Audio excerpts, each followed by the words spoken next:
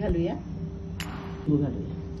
लिंबू तुमच्या याने अर्ध लागेल. मीठ आणि लिंबू छान लावून घ्यायचे. एक डब्बा ठेवून त्यावर अशी भांडं ठेवणार आहोत, म्हणजे आपोआप पाणी आपलं त्याच्यातलं निघून जातं. त्यावर थोडंसं असं दाबून आपण ही अशी डिश ठेवून देणार आहोत 15 मिनिटासाठी. ते तर अशा प्रकारे त्याचं पाणी निघून जातं.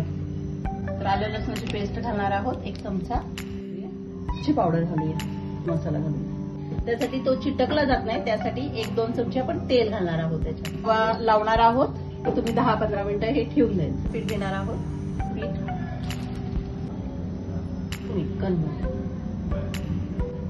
करून घेणार आहोत ते, आणि असे त्याच्यामध्ये घोळवायचे. मध्ये बोंबील घालून घेऊ आपण. एक बाजू होऊ देऊया, आपण पलटी करून घेऊया.